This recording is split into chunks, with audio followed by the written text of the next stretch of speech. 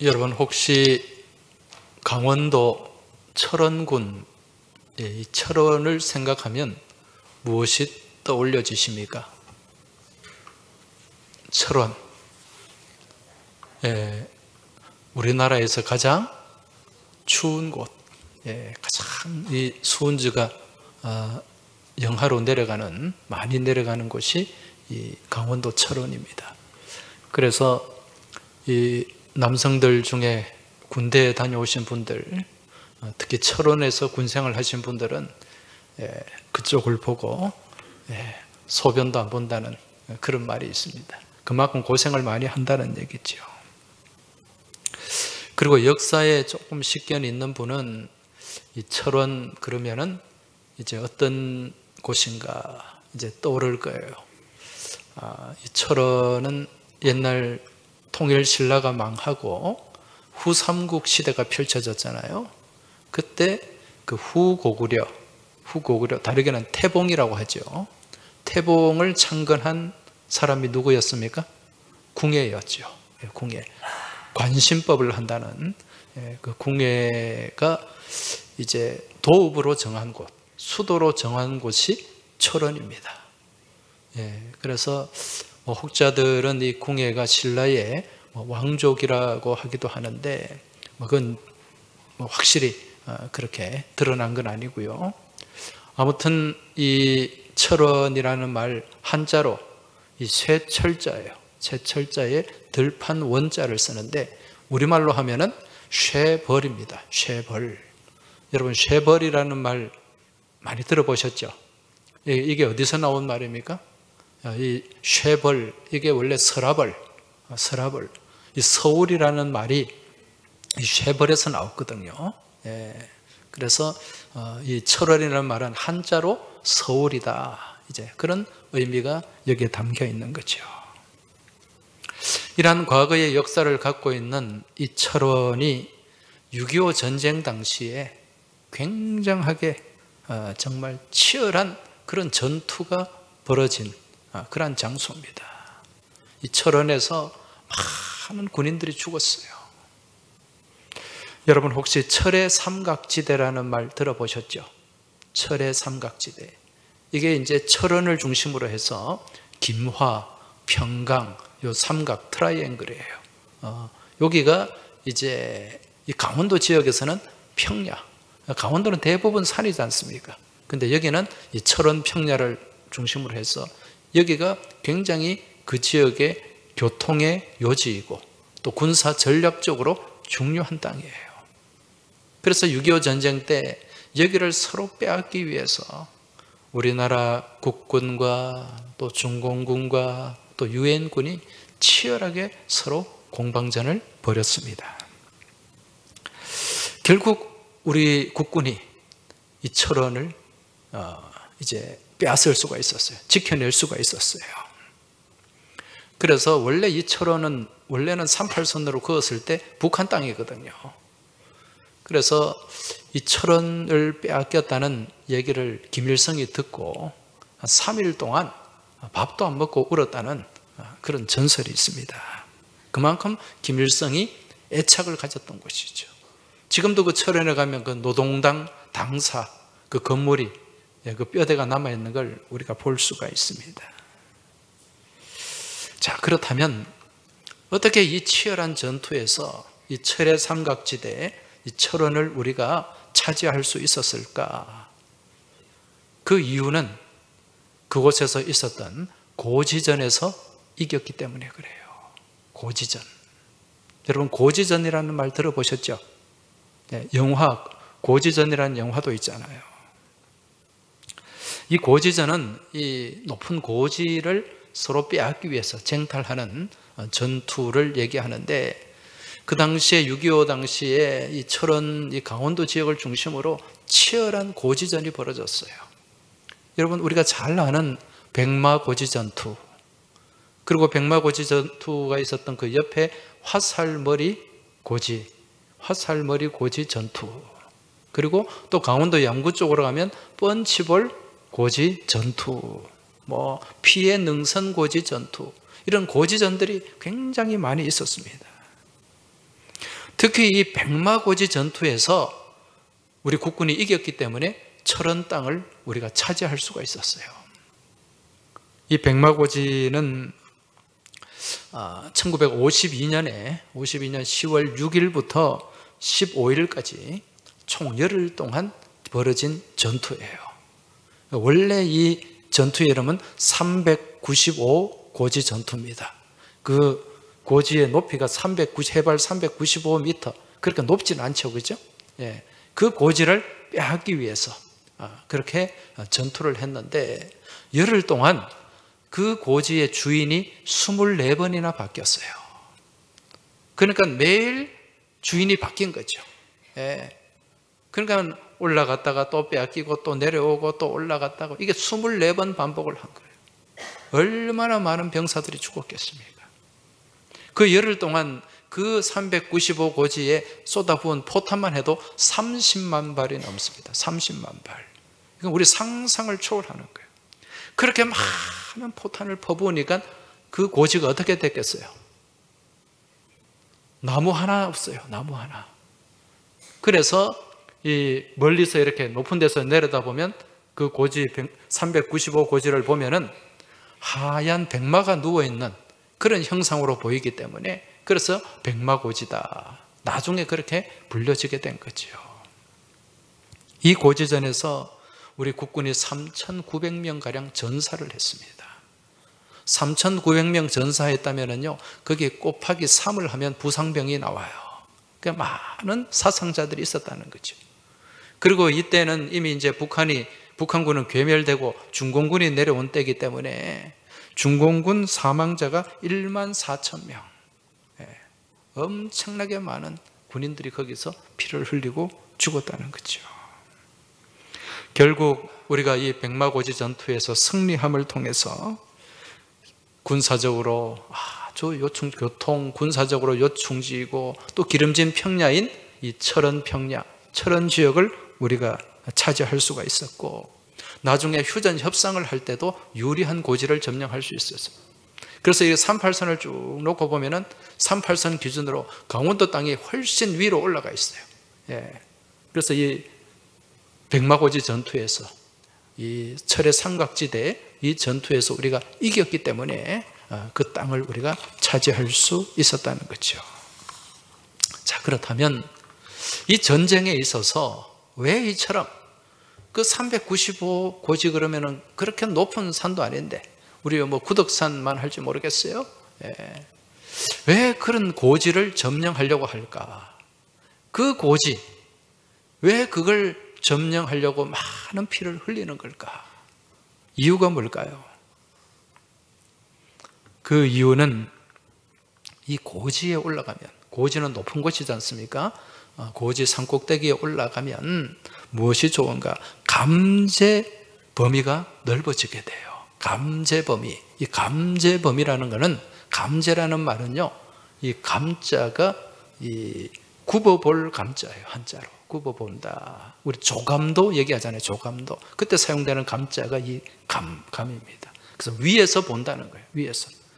제는 제어한다, 통제한다는 거예요. 그래서 내려다보면서 통제할 수 있는 범위가 넓어진다. 실제로 그렇잖아요. 높은 고지에 올라가면 밑에가 다 보입니까? 안 보입니까? 다 보이잖아요. 예. 그래서 위에서 내려다보면 이 적군의 동태를 다 파악할 수 있는 거예요. 그리고 싸움도 훨씬 더 유리해요. 옛날 이 신라시대나 고려시대, 조선시대 창과 칼로 싸울 때도 높은 곳에서 있는 병사들이 훨씬 유리하겠죠. 그래서 왜냐하면 밑에서 올라오는 병사들한테 창을 던져도, 돌을 던져도 훨씬 더 위력이 생겨요. 아래에서 위로 던지는 게 힘을 받겠어요? 위에서 아래로 던지는 게 힘을 받겠어요? 위에서 아래로 던지는 게. 그래서 주로 이 옛날 성곽들이 산에 많이 있었어요. 우리 여기 금정산성이 있잖아요. 남한산성, 또 저기 성주에 가면 도경산성이라고 있어요. 예. 그런 산성들을 높은 곳에, 고지에 많이 만들었다는 거죠.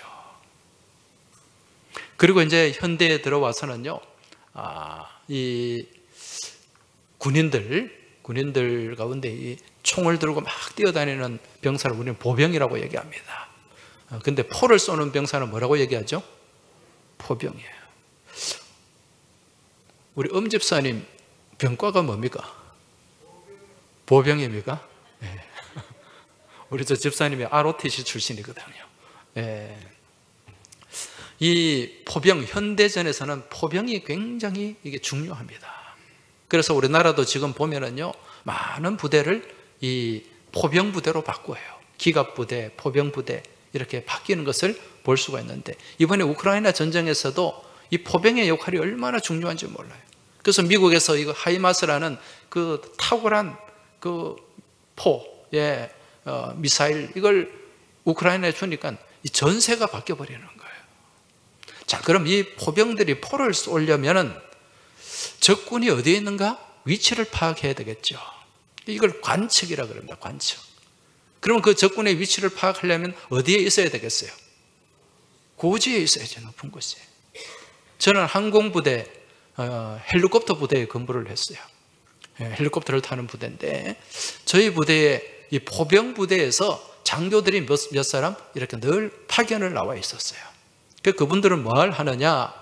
관측 장교라 그럽니다. 관측 장교. 그 헬리콥터를 타고 위에서 이렇게 보면 관측해서, 아, 저기 적군이 있네. 아, 지도를 보고, 아, 위치가 어느 정도 어디에 있다. 이걸 좌표라 그럽니다. 그 좌표를 탁 찍어주면은 이 포병들이 밑에서 그 좌표를 맞춰서 포를 팍 날리는 거예요. 그리고 높은 고지에 있으면 어떻습니까? 적군들이 다 보이기 때문에 어디에 있는가 정확하게 대포를 날릴 수가 있는 거예요.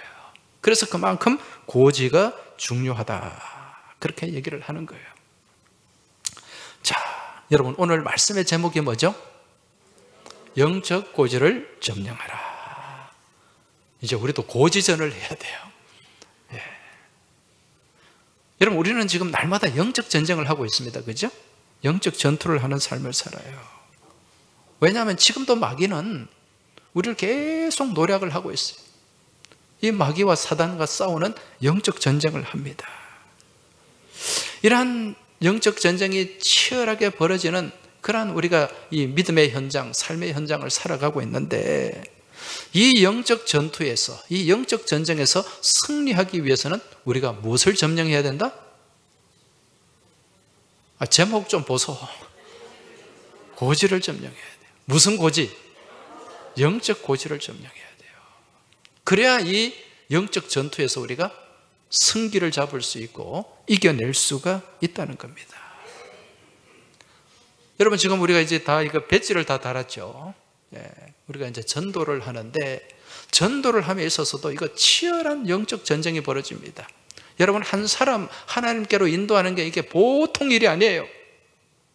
내 힘만 가지고는요, 전도가 쉽지 않아요. 누구의 힘으로 해야 된다? 하나님의 공급하시는 힘으로. 그래서 이 전도를 함에 있어서도 치열한 영적 전쟁, 영적 전투가 벌어지는데, 여기서도 우리가 이기기 위해서는 무엇을 점령해야 된다? 고지를 점령해야 돼요. 영적 고지를 점령해야 돼요. 오늘 우리가 읽은 이 본문의 말씀, 우리가 잘 아는 말씀입니다. 이 말씀은 과거에 출애굽한 이스라엘 백성들이 이제 아말렉과 이 전쟁을 벌이는 장면인데, 여러분, 이 아말렉과의 전쟁은 그냥 일반적인 전쟁이라기보다는 이게 치열한 영적 전쟁이에요. 지난주에도 말씀드렸지만, 여러분, 이스라엘 백성들이 출애굽한 거는 무슨 모형을 보여준다 그랬어요? 하나님께서 우리를 구원하신 구속사의 모형을 출애굽을 통해서 우리에게 보여주시는 거예요. 이스라엘 백성들이 430년 동안 애굽의 노예 생활을 하다가 광야로 나와서 가나안으로 가는 이 여정이 우리의 믿음의 여정이에요. 우리들 또한 이 죄와 사망의 악한 권세에 사로잡혀 있다가 거기서 예수 그리스도의 십자가로 우리가 해방이 되었죠. 영적으로 출애굽을 한 거죠. 출애굽에서 지금은 우리가 이 광야를 걸어가고 있는 중이에요. 그리고 나중에는 우리가 결국 젖과 꿀이 흐르는 가나안 땅을 향해 들어가게 되는 줄 믿으시기 바랍니다. 그 모형이 여기 있는데, 우리가 이렇게 믿음의 여정을 걸어감에 있어서 우리를 방해하고 우리를 노략하고 우리를 공격하는 그런 세력이 있다 없다? 있다는 거예요. 이스라엘 백성들이 출애굽에서 광야의 노정을 걸어갈 때 그때 가장 이스라엘을 괴롭히고 힘들게 하고 공격하고 노략했던 악한 백성이 누구였어요? 아말렉이었어요. 아말렉. 이들은요 아주 야비한 민족이에요. 전면 공격을 잘 안 해요. 주로 뒤에서 노력하는 악한 민족입니다. 그래서 뒤에 처지는 사람, 약한 사람, 노약자, 여성, 아이들, 주로 이런 약한 대상, 약한 사람들을 공격했던 그런 아주 악랄한 이 민족이 바로 아말렉 족속이었다는 거죠. 그래서 영적인 시각으로 볼 때 이 아말렉은 무엇을 나타낸다? 마귀를 나타내는 거예요. 사단을 나타내는 것입니다. 우리의 믿음의 여정을 방해하고 무너뜨리고 공격하고 쓰러지게 하고 넘어지게 하는 그러한 악한 사단, 이게 아말렉이라는 거죠. 그래서 하나님은 이 아말렉을 어떻게 하라 그러셨어요? 진멸해라. 아말렉은 진멸해야 된다. 싸워서 완전히 무찔러야 된다는 거죠. 오늘 말씀은 이 아말렉과의 전쟁, 이 전쟁을 보여주는데, 이번에는 이 뒤에서 공격하는 이 아말렉이 이제 전면전, 아말렉과의 전면전을 치르는 거예요. 이스라엘 백성들이 이 광야에서 이제 르비딤이라는 곳에 도착을 하게 됩니다. 거기에 가니까 이 아말렉이 이스라엘 백성들을 이제 공격하려고 준비하고 있는 거예요. 지금 이 전쟁이요, 이스라엘 백성들이 출애굽을 하고 난 뒤에 했던 첫 번째 전쟁입니다. 첫 번째 전쟁. 근데 여러분, 이스라엘 백성들이 430년 동안 애굽에서 무슨 생활을 했습니까? 노예 생활을 했죠. 이들이 언제 전쟁을 한번 해봤겠어요? 전쟁을 한 적이 없어요. 물론 그 중에는 뭐 애굽의 병사로 차출되어 가지고 전쟁터에 갔다 온 사람도 없잖아 있을 수 있는데, 이들 민족이 하나가 되어서 그렇게 싸워본 적은 없다는 거예요. 그러니까 완전히 오합지졸입니다. 그런데 여기에 반해서 아말렉은 어떻습니까? 얼마나 잘 싸우는 호전적인 민족인지 몰라요. 이 싸우는 데는, 전쟁하는 데는 이골이 난 민족이 바로 아말렉이었습니다. 이 전쟁의 전자도 모르는 이스라엘 백성과 아말렉과 싸우면 여러분 어떻게 되겠어요? 우리 혹시 옛날에 방위라고 아세요? 방위? 도시락 싸갖고 다니는 군인들. 혹시 이 자리 방위 출신 계십니까? 이 방위는 그냥 근무 기간도 짧고 훈련도, 물론 또 방위들 얘기를 들으면 전투 방위도 있다 그래요. 근데 제가 보는 방위는 주로 도시락 싸갖고 다니면서 가슴에 방위 써가지고요. 그리고 동사무소, 면사무소 이런 데 왔다 갔다 하고 심부름하는 그런 군인이었어요. 그 훈련을 제대로 못 받는 거죠. 그런데 이 방위와 자기 강원도의 그 산골짜기에서 특수전을 하는 특수부대, 특공대하고 여러분 이렇게 싸움을 붙여놓으면, 전투를 하라 그러면 누가 이기겠어요? 뭐 또 방위 출신들은 방위가 이긴다고 할 수도 있을 텐데, 방위 출신 죄송합니다. 아무튼 지금 이 이스라엘과 아말렉과의 전쟁은 바로 그런 양상입니다. 자, 그런데 여기서 이 지도자 모세가 어떻게 하고 있는가? 오늘 보면 9절을 한번 보십시오. 모세가 여호수아에게 이르되 우리를 위하여 사람들을 택하여 나가서 아말렉과 싸우라. 내일 내가 하나님의 지팡이를 손에 잡고 산 꼭대기에 서리라. 할렐루야. 모세가 지금 어디에 서겠다고 말씀합니까? 산 꼭대기에, 고지에 올라가겠다는 거예요. 이걸 영적으로 바라보면 지금 이 아말렉과 싸울 때, 이 아말렉과 영적 전쟁이죠. 이 전쟁에서 나는 영적 고지를 점령하겠다, 이런 말씀입니다. 여러분, 결국 이 상대가 객관적으로 볼 때, 이게 현실적으로 볼 때 이게 상대가 안 되는 전쟁이에요. 그런데 결국 이 전쟁에서 누가 이겼죠? 아말렉이 이겼습니까? 이스라엘이 이겼습니까? 이스라엘이 이겼어요. 오늘 보면 13절에 보면 여호수아가 칼날로 아말렉과 그 백성을 쳐서 무찌르니라. 할렐루야. 자, 어떻게 이 현실적으로 객관적으로 상대가 안 되는 이 전쟁에서 이 이스라엘을 아말렉을 물리치고 이길 수가 있었을까? 그 비결이 뭘까요? 오늘 제목을 한번 보시기 바랍니다. 무엇했기 때문에? 영적 고지를 점령했기 때문에. 모세가 어디로 올라갔다고요? 산 꼭대기에 올라갔어요. 산 꼭대기에 올라가서 이제 영적 고지를 점령했는데, 우리가 어떻게 해야 영적 고지를 점령할 수 있는가? 자, 이게 관건이에요. 여러분, 모세가 이 산 꼭대기에 올라가서 무엇을 했습니까? 어떻게 했습니까? 오늘 말씀 10절 말씀을 한번 보십시오. 여호수아가 모세의 말대로 행하여 아말렉과 싸우고 모세와 아론과 훌은 산꼭대기에 올라가서 11절입니다. 모세가 손을 들면 이스라엘이 이기고 손을 내리면 아말렉이 이기더니. 할렐루야. 네. 지금 산꼭대기에 올라가서 모세가 뭘 하고 있습니까? 손을 들고 있어요. 손을 들고. 지금 모세가 손을 들고 있으면 누가 이겨요? 이스라엘이 이겨요. 모세가 손이 내려오면 아말렉이 이겨요. 여러분, 신기하지 않습니까? 여러분, 지금 모세가 하나님 앞에 지금 산꼭대기에서 손을 들었어요. 이 손을 드는 행위, 이 손을 드는 표현은 무엇을 나타내는 걸까요? 여러분, 군대 다녀오신 분들, 오늘 제가 군대 얘기를 좀 많이 합니다. 이 보초를 서요, 그죠? 보초를 딱 밤에 서는데 낯선 사람이 딱 나타나요. 그러면은 어떻게 합니까? 보초 서는 보초가 제일 먼저 하는 말, 정지. 예, 암호. 아이고, 군대도 안 다녀오는 분들이 예, 탁 제일 먼저 하는 말이 손들어! 움직이면 쏜다! 그렇게 하고 암호를 묻는 거예요. 뭐 고구마! 그러면은 한 사람은 욕지도! 이렇게 해줘야 돼. 저녁에 암구호를 서로 교환을 해요. 누가 이렇게 물으면 이렇게 대답해야 이게 우리 편이다. 제일 먼저 손들어! 손들으라는 거예요.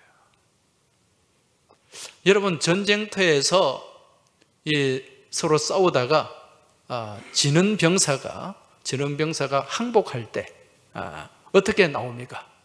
손 들고 나오는 거예요. 손 들고. 지금 이 모세가 하나님 앞에 손을 들었어요. 손을 든다는 것은 하나님 앞에 완전히 항복합니다. 하나님 앞에 완전히 굴복합니다. 그런 표현이 여기에 담겨 있어요. 여러분, 우리가 가끔 성경에도 보면은 손을 들고 찬양하고 손을 들고 기도하고 손을 들고 예배하는 게 그런 장면들이 나오죠? 말씀이 나오죠? 손을 들고 찬양하라는 말씀이 나오죠? 이거 무엇 의미합니까? 하나님 앞에 굴복한다는 의미예요. 하나님 앞에 완전히 항복한다. 그런 의미가 여기에 담겨 있다는 것입니다. 그래서 지금 모세가 이 산 꼭대기에 올라가서 손을 들고 그렇게 있는 것은 그냥 벌 서는 게 아니에요. 하나님 앞에 굴복합니다. 하나님 앞에 항복합니다. 하나님만 하실 수 있습니다. 저는 아무것도 아닙니다. 하나님이 역사하셔야 됩니다. 그 메시지가 거기에 담겨 있다는 거죠. 전적으로 하나님만 의지한다는 거예요. 내 지식, 내 능력, 내 경험 아무것도 아닙니다. 다 내려놓습니다. 하나님만 의지합니다. 여러분, 이 메시지가 손을 드는 가운데 담겨 있음을 믿으시기 바랍니다. 여러분, 우리가 영적 고지를 점령하려면 가장 먼저 무엇을 해야 되는가? 내 힘을 빼야 됩니다. 내 것을 내려놔야 돼요. 내 힘을 빼고 거기에 누가 공급하시는? 하나님이 공급하시는 힘으로 채워야 우리가 싸울 수가 있고 고지를 점령할 수가 있고 이길 수 있는 줄 믿으시기 바랍니다. 요즘 프로야구 보니까 롯데 자이언츠가 잘해요. 예. 어제도 이겼죠. 김호산 집사님 요즘 야구 안 봐요? 뭡니까? 예. 어제 이겼습니까? 졌습니까? 어제는 안 했지. 비가 와서. 그 전까지 6연승인가 7연승인가 했어요. 이게 뭐 몇십 년 만에 일어난 놀라운 사건이더라고. 예. 근데 이 야구하는 선수들, 운동선수들, 특히 야구 선수들은 그 코치들이 이 타자들 이렇게 오는 공을 치잖아요. 그러면 주로 강조하는 게 뭡니까? 무엇을 빼라? 힘을 빼라. 야구 해봤어요? 네. 탁구도 마찬가지예요. 탁구도 막 힘을 줘가지고 때리면은 제대로 안 들어가요. 네. 우리 최남수 집사님 어깨에 힘이 많이 들어가더라. 네. 운동을 잘 하려면, 이기려면은요, 먼저 내 힘을 빼야 돼요. 힘을 빼야 돼. 여러분, 믿음의 삶도 마찬가지입니다. 우리가 믿음의 삶을 제대로 하려면은요, 먼저 내 힘을 뺄 줄 알아야 됩니다. 힘이 들어가면은 내 목소리가 높아지고요, 내가 잘난 줄 알고 막 내가 해야 되는 걸로 생각하고, 그러면은 하나님의 역사가 없습니다. 여러분, 옆에 계신 분들에게 좀 말씀해 주시기 바랍니다. 힘을 뺍시다. 하나님 앞에 손 들고 갑시다. 하나님 앞에 항복하고요, 내 힘 빼시고, 내 지식 내려놓으시고, 내 경험 내려놓으시고, 전적으로 하나님께 의지하는 믿음 가지시길 바랍니다. 네. 어떤 분은 그런 얘기를 해요. 목사님, 저는 오랫동안 신앙생활을 했는데 솔직히 말하면 하나님의 그 능력을 제가 경험하지를 못했어요. 그래 얘기하는 분이 있어요. 여러분, 왜 그렇습니까? 이유는 단순합니다. 그동안 누구의 힘을 의지했다? 내 힘을 힘을 안 뺐다는 거예요. 내 지식, 내 경험, 그거 믿고 살았다는 거죠. 여러분, 우리 하나님은 인생 끝에서 역사하시는 분임을 믿고 깨달으시기 바랍니다. 내가 아무것도 할 수 없는 벼랑 끝에서 우리 하나님이 역사하시는 거예요. 그 벼랑 끝에 서 있으면 내가 아무것도 할 수 없잖아요. 그때 나는 무력하고 나는 아무것도 아님을 고백하며 선포하며 나아갈 때, 그때 하나님이 내 삶 가운데 일하시기 시작하시는 줄 믿으시기 바랍니다. 하나님의 역사가 시작되는 줄 믿으시기 바랍니다. 내 것을 내려놓을 때 하나님의 역사가 시작이 되는 거예요. 지금 모세는요, 하나님, 저는 아무것도 할 수 없습니다. 오직 하나님만 이 싸움에서 이길 수가 있습니다. 그런 고백을 담아서 하나님 앞에 두 손을 들었습니다.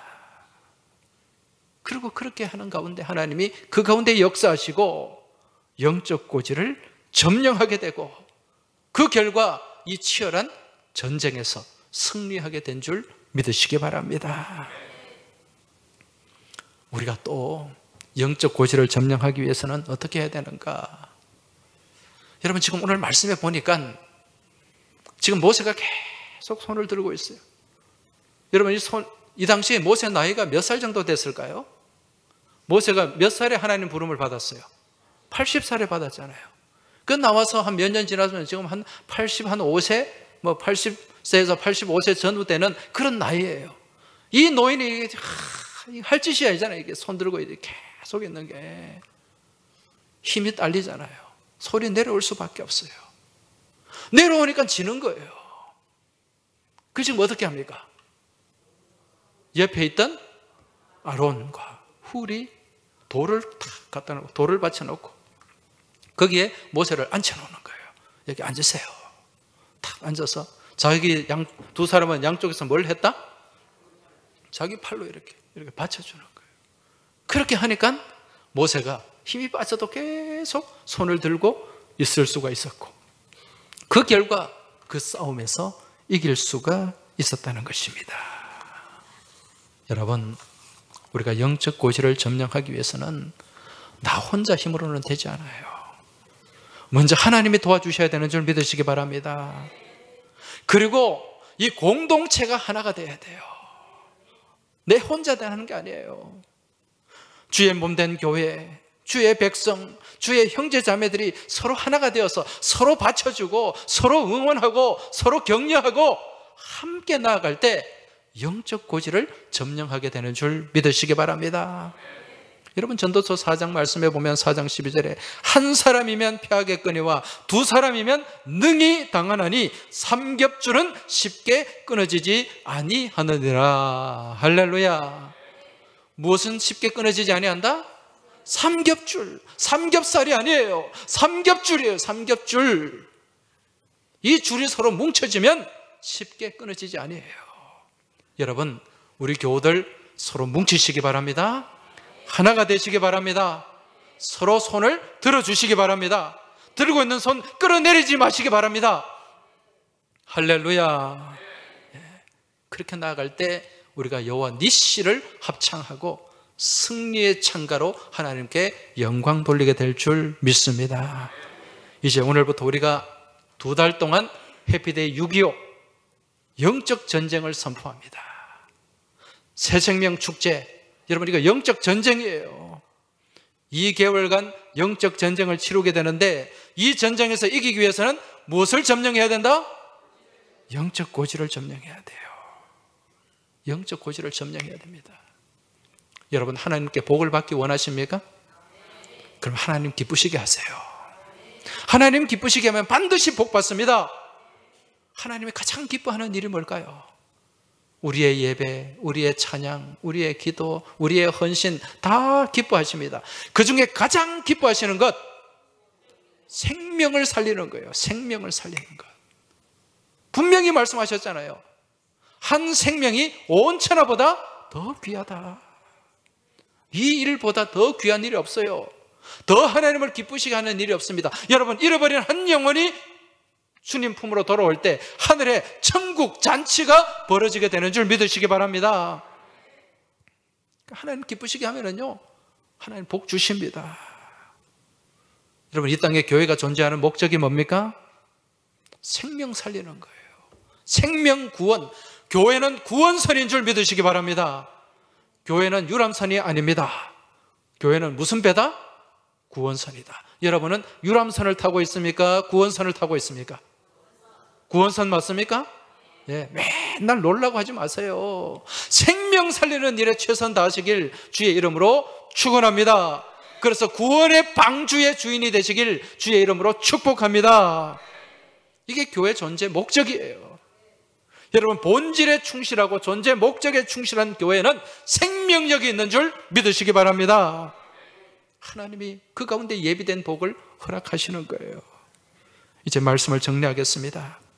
앞으로 우리가 2달 동안 전도 행진을 하는데, 여러분 이 전도함에 있어서 내 힘으로 안 돼요. 아말렉이 나타납니다. 아말렉이 방해합니다. 여러분 어떻게 해야 됩니까? 이 전쟁에서 이기기 위해서는 무엇을 점령해야 된다? 영적 고지를 점령해야 돼요. 영적 고지를 점령하기 위해서는 먼저 하나님 앞에 어떻게 해야 됩니까? 2 손을 들어야 돼요. 항복해야 됩니다. 전적으로 누구를 의지해야 된다? 하나님을 의지해야 돼요. 여러분 기도하고 전도하시기 바랍니다. 한 생명을 붙잡고 여러분 눈물로 기도해야 돼요. 그리 할 때 하나님이 용기 주시고 지혜 주시고 능력 주실 줄 믿습니다. 더불어서 또 이 영적 전쟁에서 우리가 이기기 위해서는 온 성도들이 어떻게 해야 된다? 하나가 돼야 돼요. 삼겹줄이 돼야 됩니다. 여러분 삼겹줄이 몇 사람만 전도하면은요 의미가 없습니다. 온 교우들이 한 마음 한 뜻 하나로 뭉쳐져서 그렇게 같이 가야 됩니다. 함께 가야 됩니다. 할렐루야. 우리 옆에 계신 분들에게 말씀해 주세요. 우리 함께 갑시다. 우리 함께 전도합시다. 네. 몇 사람만의 전도가 되면 안 됩니다. 아이고 전도 나는 은사가 없어서, 여러분 그런 핑계 대지 마시기 바랍니다. 오늘 우리 집사님 기도도 하셨잖아요. 네. 하나님 능력 주시면 할 수 있는 줄 믿으시기 바랍니다. 내게 능력 주는 자라서 내가 모든 것을 할 수 있느니라. 할렐루야. 전도 할렐루야. 오늘 제가 이 1부 예배는 선포식을 안 하니까 2부 예배 때 하니까 1부 예배 내가 구호 훈련을 좀 시켜야 되겠어요. 여기 읽어보세요. 해피데이 영적 고지를 점령하자. 예. 그래서 제가 해피데이 영적 고지를 점령하자 그러면 여러분 같이 주먹을 힘차게 점령하자. 마지막은 손을 쫙 뻗고 점령하자 이렇게 나가야 돼요. 예. 한번 해봅시다. 해피데이 6.25 영적 고지를 점령하자. 점령하자! 점령하자! 쫙 뽑아줘야 돼요. 그리고 바로 이어서 무엇한다? 제가 전도 외치면 여러분 어떻게 해야 돼요? 네, 한번 해봅시다. 전도! 전도! 전도! 하자!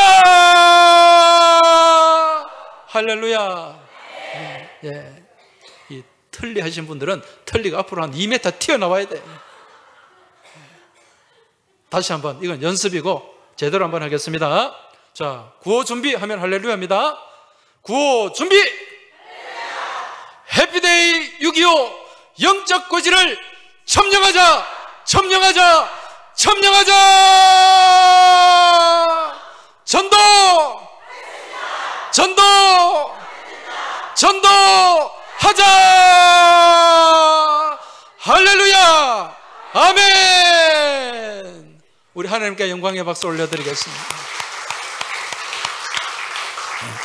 여러분, 이 믿음으로, 이 용기로 나아가면 영적 고지 점령하고 영적 전쟁에서 반드시 승리하게 될 줄 믿습니다. 기도드리겠습니다. 하나님 아버지 감사합니다. 저희가 하나님 주신 명령, 그 명령을 받들기 위해서 저희가 이제 해피데이 6.25 이 전도를 선포하고 영적 전쟁에 돌입하게 됩니다. 아버지 하나님, 먼저 저희들이 영적 고지를 선점하게 하시고 점령하게 하여 주시옵소서. 그리하여 이 치열한 영적 전쟁에서 반드시 승리하게 하시고 온 교우들이 하나가 되어서 그러한 생명의 열매를 거두고 하나님 영광 돌릴 수 있도록 주님 도와주시옵소서. 우리 주님 예수 그리스도 이름으로 기도하옵나이다. 아멘.